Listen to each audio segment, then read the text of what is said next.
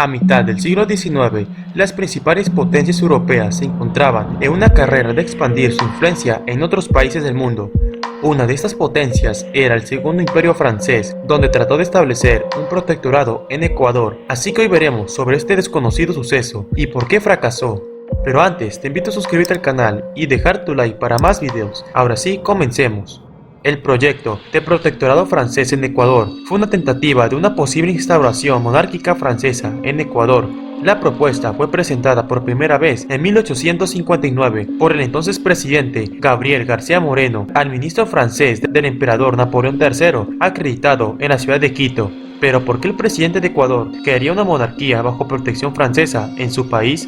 La idea de instaurar una monarquía en territorio americano se remonta a los primeros años de independencia. Como saben, en Latinoamérica los países que usaron en algún momento la monarquía fue México, Brasil y Haití. Gabriel García Moreno no fue ajeno a estas concepciones y pretendió la ayuda de Francia mediante un protectorado. La razón para esto eran variadas. Primero, Ecuador, tras separarse de la Gran Colombia en 1830, trajo para la nueva nación una gran cantidad de problemas, principalmente territoriales con los países vecinos, ya que en 1832 se dio una guerra entre Ecuador y la Nueva Granada, Colombia, y que terminó ese mismo año con victoria granadina, donde se fija al río Carchi como límite fronterizo entre ambos países. Pero esto no acabó los problemas territoriales, ya que con el Perú también tenía. Esta inestabilidad en el país hizo que la economía quedara estancada y para empeorarlo todo, Ecuador entra en guerra con el Perú en 1858 por problemas territoriales, ya que las fronteras no estaban demarcadas. A finales de 1859, García Moreno desarrolló un proyecto de intervención europea en el país por medio de la propuesta de un protectorado del Segundo Imperio Francés, que eventualmente podría abarcar a otros países vecinos y convertirse en una monarquía andina que correspondiera a los intereses de la nación francesa. El pedido se hizo por medio de 3 cartas a Émile Trinité, encargado de negocios de Francia con sede en la ciudad de Guayaquil, y en ella se solicitaba una asociación con el Imperio francés, dirigido por Napoleón III, similar a lo que tenía Canadá con el Reino Unido en aquella época. La intención de este protectorado era igual por la desesperación que mantenía el presidente de Ecuador tras no poder controlar el avance peruano sobre su territorio en plena guerra. El representante de Inglaterra en Ecuador de la época manifestó a su gobierno que García Moreno deseaba un protectorado francés condicionado. Para mala suerte, las cartas nunca llegaron a París, pues Trinité murió en el puerto ecuatoriano antes de reenviarlas a su gobierno, aunque García Moreno no lo supo de inmediato. Los documentos sustraídos de los archivos de la legación francesa en Guayaquil por el cónsul Lapierre las entregó a Guillermo Franco, que a su vez se las transmitió a Ramón Castilla, el presidente de Perú de esa época. Las cartas fueron publicadas por la prensa peruana en el mes de abril de 1861, desatando un gran escándalo nacional. Para 1860, la guerra entre Perú y Ecuador había acabado, pues la Superior Naval de Perú permitió el bloqueo de la ciudad de Guayaquil, aunque este conflicto no fue tan sangriento, pues no se dieron casi batallas más que unas escaramuzas menores, y la acción bélica más importante fue el bloqueo y toma de Guayaquil. En septiembre de 1861, el canciller Toubonel entregó al emperador Napoleón el informe al emperador. En el documento señalaba que, de ser aceptada la propuesta del protectorado, el gobierno ecuatoriano convocaría a una convención nacional en la que se votaría por el proyecto de la unión con Francia. El canciller destacó además de que la isla Puna, ubicada en el Golfo de Guayaquil, se convertiría en un excelente punto de escala y abastecimiento para la escuadra francesa de guerra y comercio en el Océano Pacífico. Advirtió, sin embargo, que muy probablemente el presidente peruano Ramón Castilla trataría de intervenir suministrando armas y dinero a todos aquellos que quisieran combatir el proyecto, principalmente a los que estaban en contra del presidente de Ecuador. El 2 de diciembre, Toubonel escribe: si García Moreno se obstinara y sus condicionados compartieran su punto de vista, tales circunstancias podrían crear una situación tan favorable que el emperador no podría rechazar el examen del proyecto con el fin de encontrar una solución que cumpliera con los intereses de Francia a lo mejor.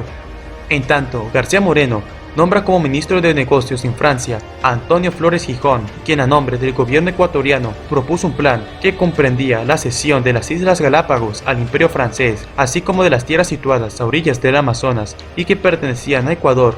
Flores Gijón también habló del compromiso ecuatoriano de adoptar todos los medios para el establecimiento de una monarquía de ser necesario. Así que si eres ecuatoriano, ponte a pensar que las famosas Islas Galápagos que hoy les pertenecen pudieron haber sido francesas si se llegaba a dar por el gobierno de Ecuador en aquella época. Algunos de los puntos a señalar del protectorado.